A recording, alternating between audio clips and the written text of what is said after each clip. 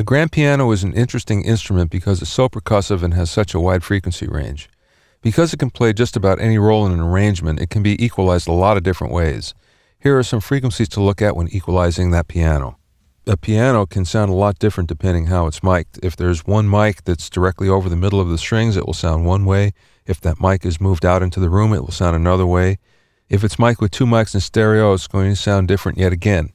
Regardless how it's mic'd, there's a couple of frequency bands that make a big difference when it comes to equalizing. And the first is the fullness of the piano. If you want it to sound bigger and a little bit closer to you, somewhere between 80 and 100 hertz or maybe even 110 will give you that fullness. So the first thing we'll do is we'll listen to this one without any EQ and have a listen.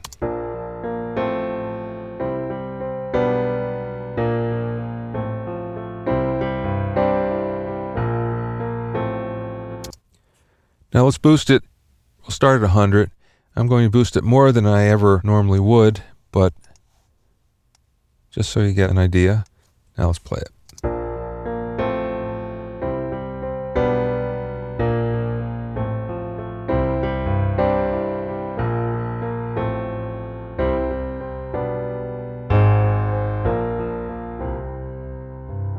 You can hear it especially on the left hand of the piano, where suddenly it gets a lot bigger and fatter. And let's just experiment a little bit with moving the frequency band a little bit to see if it makes a difference.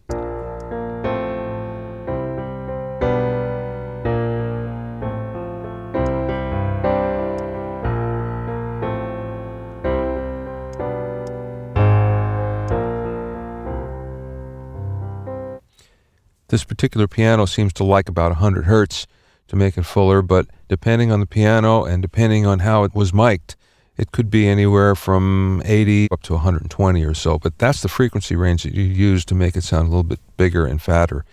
The next frequency band that we'll look at is the band that will give us the presence, so it kind of jumps out at the mix and brightens it up at the same time. This presence band is between 2K and 5K, and it's a little higher actually in the 4 and 5K tends to work a little better, but on certain pianos down at 2K works okay as well. So let's do that.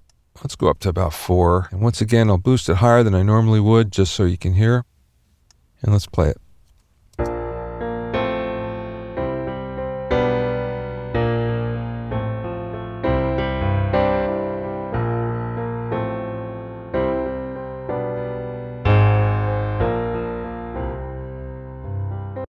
You can hear how much brighter it sounds all of a sudden. Now once again, you use just enough EQ to make it peak out from the mix, and that depends on all the other instruments that are around it. Now in this case, it's just a solo piano, so we'll equalize it to make it sound pretty good to our ears. But again, it will always be different depending on if there are guitars in the mix, or if there are synthesizers, or any other kind of electronic instrument, or even acoustic instruments. So there's one other band that you have to be aware of with the piano, and this is around 1K. It's a mid-frequency band. And if you're not careful with that, if you boost it there, you can make it sound like a honky-tonk piano, which is not usually what we're looking for. So let's bring it down to about 1K and have a listen to what it sounds like now.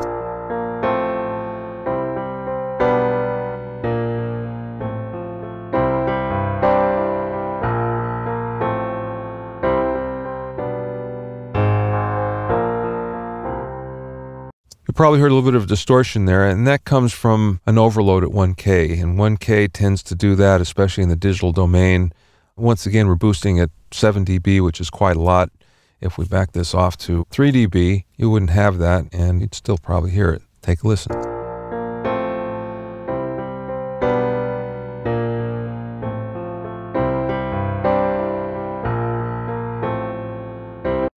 So once again, you hear that 1K, and it even distorts there, and you can also hear how you get that honky-tonk quality. If you move that particular band up to 3 or 4K, suddenly it will sound a whole lot better.